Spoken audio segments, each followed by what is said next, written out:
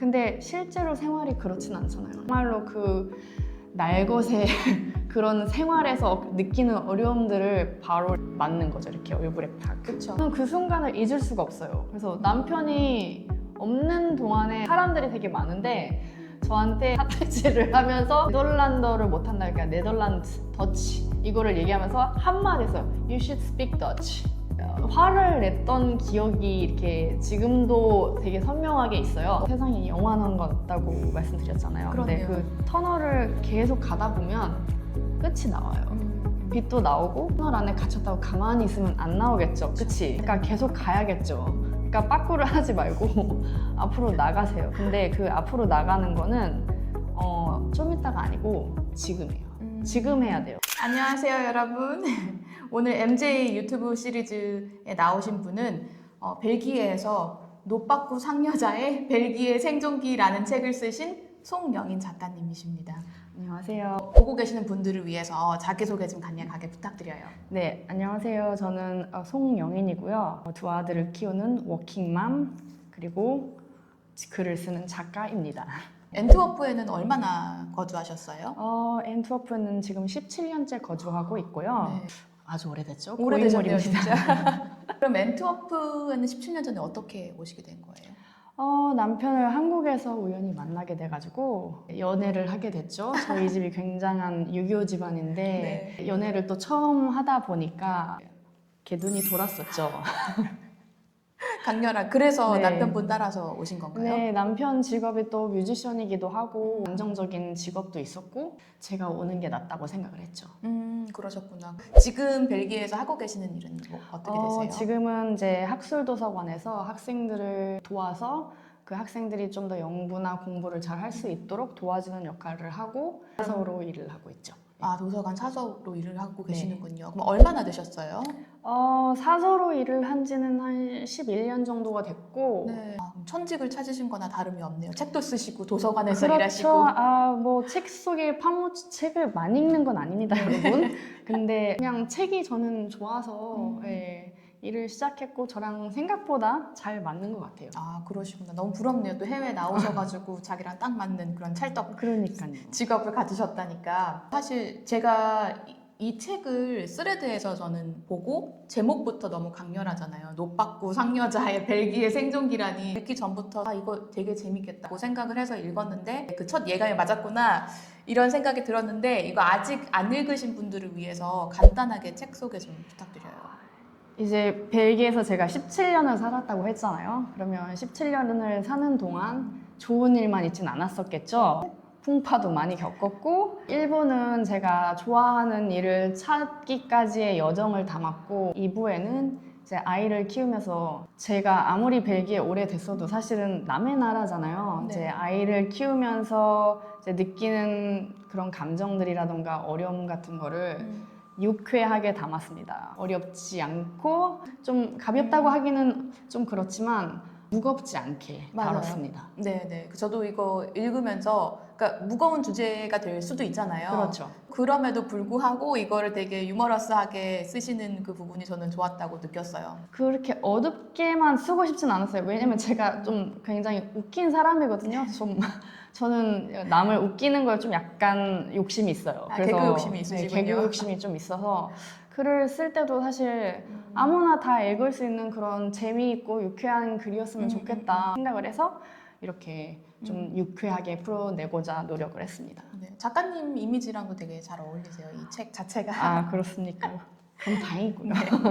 그럼 저는 이제 책을 읽었지만 읽다 보면 정말 여러 시행착오라고 해야 되나요? 그런 걸 많이 겪으셔서 이제 지금 이 자리에 계시고 또 책까지 쓰신 것 같은데 사실 유럽에 대한 환상이 조금 있을 수도 있잖아요. 막상 살기 전에는 그렇죠. 저도 그랬고 작가님은 오시기 전에 뭐 벨기에 생활이나 혹은 유럽 생활에 대한 그런 환상 혹은 그런 생각들과 지금 17년째 사시니까 어떤 게 가장 달랐는지 좀 설명 부탁드려도 될까요? 사실은 저는 해외 경험이 없어요. 그래서 한국을 떠나기 전에는 뭐 유럽 여행을 가긴 했지만 저희 아버지가 굉장히 보수적이셔가지고 네. 교수님과 함께 가는 여행만 이제 겨우겨우 허락이 돼서 그때 한 10일 정도로 갔던 네. 게 저한테는 이제 이제 유일한 해외 경험인데요. 그건 대학 다닐 때고 이제 남편이랑 연애할 때 또 아버지 몰래 사실은 이제 벨기에에 와서 3주를 있었는데 아버지 보셔도 되나요, 이거? 네, 그러다가 걸려서 결혼한 거거든요. 그래서 이제 3주 동안 이제 벨기에에 와서 남편과 같이 이렇게 생활을 할 때는 사실 관광객으로 온 거죠. 맞아요. 3주면 그거는 이제 사는 게 아니라 남편이랑 나가서 재밌는 것도 하고 예쁜 데 보고 맛있는 거 먹고 근데 실제로 생활이 그렇진 않잖아요. 맞아요. 실제로 네. 살게 되면 정말로 그 날것의 그런 생활에서 느끼는 어려움들을 바로 맞는 거죠. 이렇게 얼굴에 팍. 그렇죠. 또 그땐 또 얼마나 콩깍지가 씌었을 그런 그쵸. 시기였겠어요. 그래서 처음에 왔을 때는 이제 행정도 느리고 음. 날씨도 별로 좋지 않고 사람들도 불친절하고 그리고 또 언어에서 느껴지는 그런 좌절감도 굉장히 많았고요. 맞아요. 사실 되게 힘들었죠. 근데 결국엔 지금 17년을 살고 이 나라 언어도 하고 이 나라에서 일을 하고 그러다 보니까 결국에는 사람 사는 곳은 다 똑같다 이런 생각이 또 들어요. 맞아요. 그러니까 물론 이제 문화의 차이도 있고 한국에서 통용되는 것들이 여기선 통용이 안 될 수도 있고 그런 세부적인 건 다르긴 하지만 기본적으로 그냥 사람들이 살아가는 그런 세계는 다 어딜 가나 똑같은 것 같아요. 그렇죠. 인간이 뭐 그렇게 뭐 인종이 다르고 뭐 문화가 다르다고 그쵸. 해서 인간이 느끼는 감정과 생각이 그렇게 막 다르지는 않은 것 같긴 해요. 네. 사람 사는 거는 어딜 가나 똑같지만 또 다릅니다. 특히나 되게 어려움을 겪었던 건 언어적으로도 되게 좀 처음에는 힘들었는데 제가 또 길을 쓰고 언어를 해야겠다고 느낀 그런 포인트가 있었는데 그런 계기가 있으셨어요? 예, 그런 계기가 있었어요.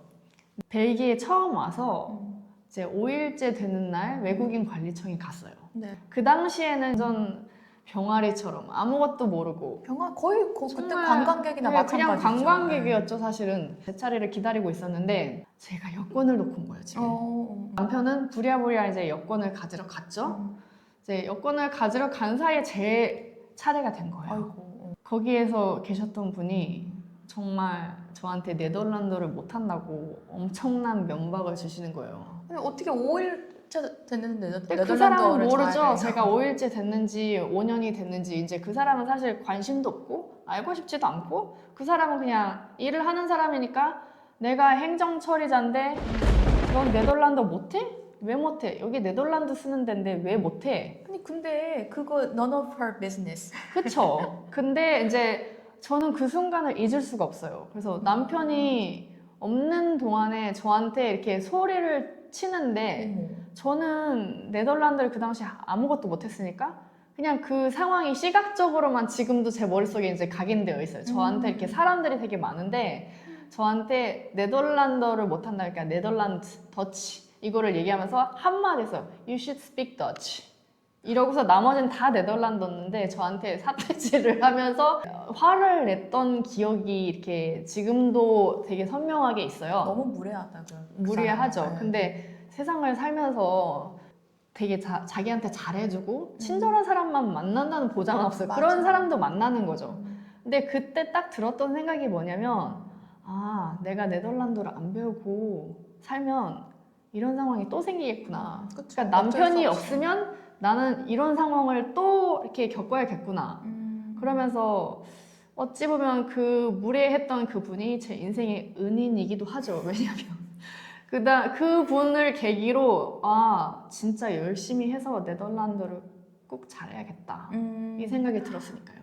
그런 정말 맞는 말씀이네요. 저 어떻게 보면 그쵸. 은인이기도 한 게 그게 또 자극제가 돼가지고 그쵸. 네덜란드어를 열심히 배우셨으니까. 그럼요. 아, 그러니까 역시 우리가 오기 전에는 남편이랑 물론 그 신혼생활 이런 단꿈에 젖어서 오지만 사실 결혼생활 이외로 이 나라에 적응하면서 또 겪을 수 있는 이런 일들에 그쵸. 대해서는 생각을 많이 못 하는 것 같아요. 그렇죠. 그러니까 남편이랑 있을 때 행복하고 즐겁고 그렇긴 하지만 남편이 1년 365일 내내 24시간 내내 옆에 있을 순 없잖아요. 남편도 자기의 일이 있고 이제 그 남편이 없으면 제가 제 일을 처리를 해야 되는데 혼자 내 힘으로 처리를 하려면 사실은 네덜란드어가 필요하죠. 맞아요. 처음엔 어쩔 수 없이 그렇게 되더라도 여기서 장기적으로 살 그쵸. 거면은 그러니까 뭐 언어도 그렇고 많은 부분에서 혼자 이제 독립적으로 생활이 가능한 그런 나의 힘을 길러야 되는 거는 맞는 것 같아요. 맞아요.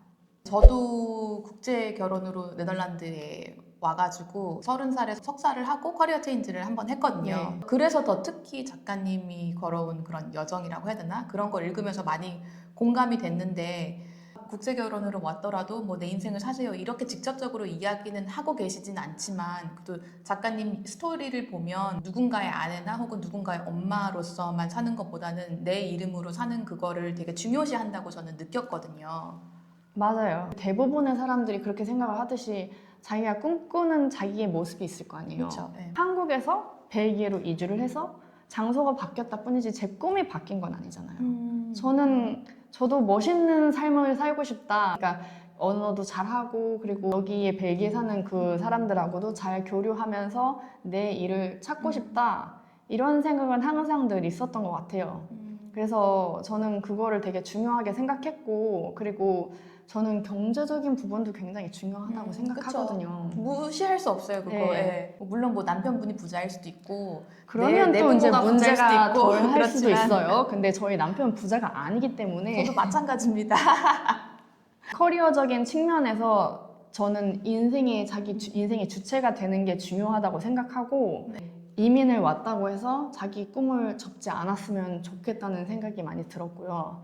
그리고 자기 자신을 지키는 일이기도 해요. 왜냐면 저는 인생이 이렇게 모든 것이 영원하진 않다고 생각을 맞아. 하거든요. 그러니까 물론 제가 사랑을 해서 사랑을 선택했고 그리고 그래서 이 자리에 있지만 남편이 저 말고 다른 사람을 좋아하게 될 수도 있고 그쵸. 아니면 뭐 남편이 갑자기 아파서 제가 일을 해야 하는 상황이 생길 수도 있고 여러 가지 상황이 있거든요. 근데 저는 저를 지키는 일은 제가 좋아하는 일을 빨리 찾아서 그거를 하면서 경제 활동을 하는 게 되게 중요하다고 생각을 했어요. 그리고 마지막으로는 또 국제 결혼은 물론 제 선택이었지만 저희 부모님은 국제 결혼을 뭐 자식을 선택을 존중을 해서 저를 보내주시긴 했지만 부모님이 국제 결혼을 선택을 한 건 아니잖아요. 그쵸. 그래서 부모님을 챙기는 그런 문화 같은 것도 약간 다를 수가 있는데 맞아. 한국은 좀 부모님이 이제 생신이 되면 용돈도 드리고 뭐 선물도 사드리고 이러고 싶은데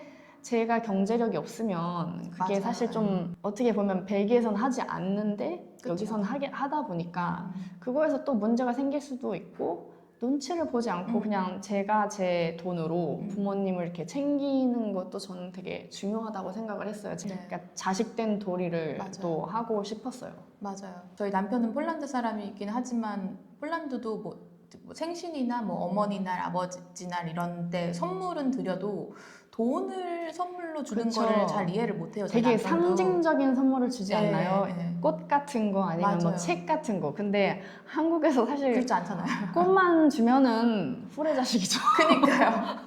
그 용돈을 이제 드리는 그런 문화가 한국은 있는데 그거를 남편을 설득시켜가지고 어떤 특별한 날에는 이 정도 금액을 그쵸. 드리는 게 적절하고 이런 거를 다 구구절절 설명하고 남편을 이해시키고 이럴 바에는 그냥 내 돈으로 내가 그쵸. 드리는 게 가장 마음 편하긴 해요. 그쵸. 남편이 잘 이해해 줄 수도 있어요. 그쵸, 근데 예. 아닐 수도 있잖아요. 네, 근데 아닐 경우에는 또 이제 문제가 좀 복잡해지고 그쵸, 설명도 해야 되고 네. 말씀하신 것처럼 그럴 바에는 내가 그냥 돈을 벌어서 그냥 내 부모님이니까 당연히 네. 내가 챙기는 게 맞지 네. 않나 저는 그런 생각이 맞아요. 들었어요. 자기 부모는 자기가 챙겨야 돼요. 그쵸. 여자 남자 할 거 없이. 그쵸. 사실 이제 책을 읽으면서 그 이모셔널 롤러코스터라는 단어가 저는 딱 떠올랐거든요. 그쵸. 왜냐면 특히 일부에서는 정말 이제 많은 변화가 있었잖아요. 그쵸. 작가님한테. 그래서 읽으면서 좀 안타까운 거예요. 이거 지금 잘 되셨으면 좋겠는데 잘 될만 하면은 뭔 일이 또 터지고 막 이러니까. 근데 또 너무 대단하다고 저는 느낀 게 저는 솔직히 그러면 제가 무너졌을 것 같은데 그럼에도 불구하고 그래도 계속 도전을 하시더라고요. 그래서 저는 그 작가님의 힘의 원천이 궁금했어요, 개인적으로. 저도 제가 여기 오기 전까지는 이렇게 많은 풍파를 겪을 줄은 몰랐어요. 그래서 처음에는 이제 벨기에 왔는데 언어가 일단 안 되니까 언어를 배웠고 그리고 언어를 배워도 사실은 처음 배우는 입장에서는 인지적인 능력하고 그리고 제가 실제로 바로 할 수 있는 능력의 그 갭이 이만큼이 되니까 맞아요. 사실 저를 써줄 수 있는 데가 별로 없더라고요. 그래서 물론 영어로 일을 하면 되긴 하지만 이 나라가 영어를 쓰는 나라는 아니다 보니까 이제 그것도 한계가 있고 제가 또 하고 싶은 일을 하려면 또 네덜란드어가 필요하긴 했어요. 그래서 언어를 일단 처음으로 하고 그 다음에 또 일을 찾으려다 보니까 또 경력이 없는 거예요. 그래서 경력이 없어서 처음부터 그냥 바닥부터 시작해보자 생각을 해서 처음에 보안 요원 그런 것도 했다가 그 다음에 외국인 관리청에 가서 일을 하기도 했다가 그리고 또 수영장에 가서 개사원으로 일을 하기도 했다가 그러면서 이제 점점 이제 제가 뭘 하고 싶은지를 발견하게 됐던 것 같아요. 그래서 어떻게 보면 한 번 쓰러졌다고 해서 이제 그걸로 포기하면 그 다음 기회가 안 와요. 맞아. 그래서 만약에 제가 수영장 개선원을 하고 있었는데 거기서 그래 이 정도면 됐지 뭐 이렇게 생각하고 계속을 했더라면 제가 정말 좋아하는 그 도서관에서 사서로 일하는 걸 하지 못했을 테니까요. 근데 저는 항상 이렇게 어떤 어려움을 겪으면 하늘이 무너져도 솟아날 구멍은 있겠지 이런 생각을 자주 하게 되는 것 같고 제가 굉장히 좋아하는 현대미술가의 그 명언이 있는데 마르셀 듀샹이 뭐라고 했냐면 There's no solution because there's no problem 이렇게 얘기를 했거든요. 그러니까 관점이 다른 거예요. 만약에 이게 문제라고 생각하면 그냥 그건 문제고 못 봐요. 근데 이거는 내가 넘어졌어도 다시 일어날 수 있는 다른 걸 시도해 볼 수 있는 기회야. 똑같은 걸 봐도 그렇게 볼 수가 있잖아요. 그러니까 그래서 저는 넘어져도 일어날 수 있다고 생각하고 넘어졌으면 그게 또 다른 기회라고 생각을 항상 마음속으로 이렇게 하고 있었던 것 같아요. 저는 그거를 한국에서도 약간 좀 성격이 네. 좀 근성이 있었다고 해야 되나? 이제 저희 엄마가 맨날 한탄처럼 하시는 게 아 저놈의 근성 이러셨거든요. 말을 안 들었죠. 말을 안 들었으니까 지금 여기에 있겠죠. 국제결혼을 해서. 맞아. 근데 저 그 마인드셋 되게 중요한 것 같긴 해요. 또 제가 느끼는 한국 사회는 약간 실패에 관대하지 못하고 재기가 힘든 그런 사회라고 생각을 하거든요. 맞아요. 네, 특히나 또 그 한국에서 교육을 받고 그런 마인드를 가지고 벨기에든 어디든 해외로 나왔는데 근데 해외 나오면 특히나 더 좌절할 일이 많잖아요. 많죠. 약간의 한국적인 사고를 가지고 내가 뭐 실패했다고 느끼거나 사실은 실제로는 그렇지 않을 수도 있는데 맞아요. 근데 그런 마인드를 갖는 게 특히 해외 생활에서 좀 더 중요하다고 느껴요. 그렇죠. 그리고 이제 뭘 하든지 간에 처음부터 잘할 순 없잖아요. 맞아요. 잘하려면 이제 배워야죠. 그리고 배운다는 거는 시도를 해보고 실패를 해보고 그거를 실패를 하면 아 이래서 내가 못했던 거구나. 그걸 다시 깨닫고 다시 또 시도하고 그러니까 인생 자체가 17년 동안 제가 계속 했던 거는 그 trial and error 그러니까 시도하고 실패하고 시도하고 실패하고 이거를 계속 끊임없이 했거든요. 지금도 사실은 제가 되게 잘하고 있는지는 모르겠는데 어떻게 솟아날 구멍이 있겠죠. 제가 지금 잘못하고 있는 거라면? 전혀 잘못하고 계신다기보다는 그 정반대 너무 잘하고 계시죠. 책까지 쓰고 이렇게 많은 귀감이 되실 거라고 저는 생각을 합니다. 감사합니다. 그럼 지금 이제 두 아이의 엄마시기도 하고 또 도서관 사서로 일도 하시고 너무 바쁘실 것 같은데 또 어떻게 짬을 내서 이런 책까지 쓰시게 되신 거예요? 사실 바쁘기는 다 바쁘죠. 모든 어머니들이 다 바빠요. 근데 이제 또 동생이 지나가는 말로 이제 누나가 겪은 일이 많은데 혹시 그거 한번 책으로 써보는 게 어때? 이렇게 얘기를 했거든요. 근데 저는 원래 남의 말을 안 들어요. 그 얘기가 되게 솔깃했어요. 네네. 근데 갑자기 이렇게 불현듯 제 머리를 스치고 지나갔어요.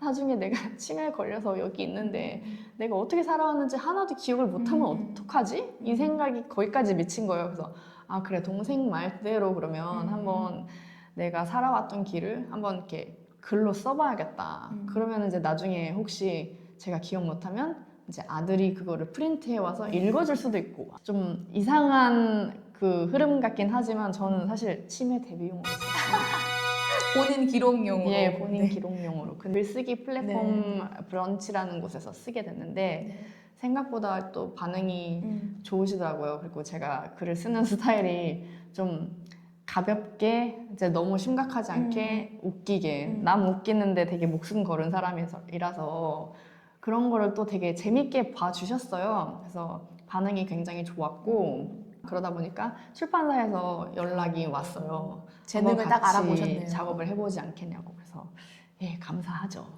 그러셨구나. 그 브런치에 원래 먼저 이제 글을 연재하셨다가 그렇게 흐름이 된 거군요. 네, 브런치에는 그래서 고추장 와플이라는 이름으로 연재를 하고 있습니다. 네, 그럼 이제 작가님도 책에서 이제 많은 시행착오를 겪으셨고, 저 또한 물론 네덜란드에 와서 특히 처음에는 많이 힘들잖아요. 그렇죠. 근데 또 분명 지금 국제 결혼으로 오셨던 아니면 뭐 어떤 이유로 오셨든지 간에 좀 막하고 남들한테 털어놓지 못할 그런 고민 때문에 힘들어하실 분들도 계실 거라고 저는 생각을 하는데 그런 분들을 위해서 이제 17년 차 상여자 언니가 조언을 해주신다면 뭐가 있을까요?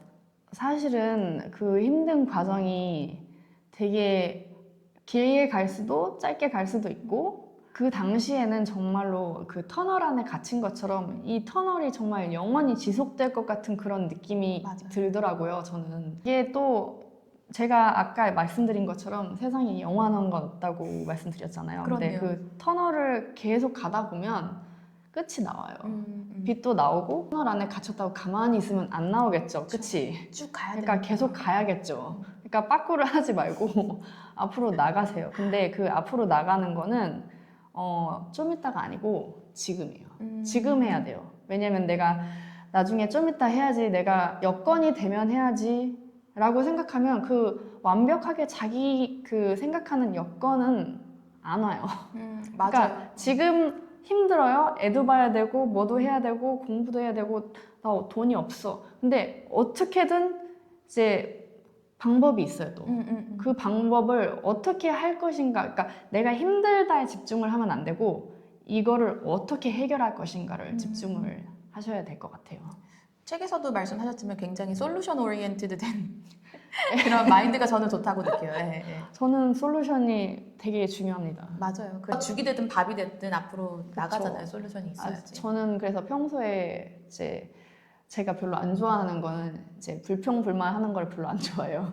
이게 안 좋고 저게 안 좋고 베개 날씨가 안 좋아. 뭐 사람들이 뭐 나한테 친절하지 않아. 난 말도 잘 못해. 이런다고 뭐가 해결되진 않잖아요. 맞아요. 그거를 계속 곱씹고 다시 생각해보고 그럴수록 저만 더 작아지고 제가 더 힘들어지니까 저는 이제 그거를 돌파할 그런 방법을 이제 생각을 해보는 게 굉장히 중요하다고 생각하고 방법이 생각나면 지금 하세요. 나중에 말고 지금. 맞아요. 그리고 또 그 방법이라는 게 꼭 거창하고 뭐 어려운 것만은 아닐 수도 있다고 생각을 해요. 그렇죠. 작은 것부터 하다 보면 작가님도 그러셨듯이 그렇죠.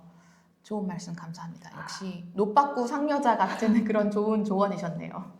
자, 그러면 이제 저희가 1부는 여기서 마무리를 하도록 하고요. 또 작가님과 저의 가장 큰 공통점이 국제 결혼이잖아요. 그쵸. 그래서 제가 좀 더 이 책에 몰입을 해서 읽은 것도 있어서 저는 조금 인터넷에서 볼 때 국제 결혼에 대해서 굉장히 환상을 가진 분들도 많이 보이셔서 그 조금 사실은 안타깝다고 느끼거든요. 네. 왜냐면 여느 결혼 생활이나 그렇듯이 국제 결혼도 그렇죠. 또 이렇게 좋은 면만은 있는 게 아니잖아요. 특히나 그렇죠. 이렇게 남편을 따라서 해외로 나오면 더 힘든 일이 있을 건데 그래서 저희가 국제 결혼을 먼저 한 선배로서 더 솔직하고 매운맛 토크를 2부에서는 이어가려고 하거든요.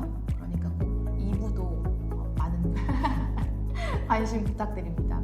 작가님, 오늘 인터뷰 해주셔서 너무 감사해요. 감사합니다. 그러면 2부에서 만나요, 여러분. 2부에서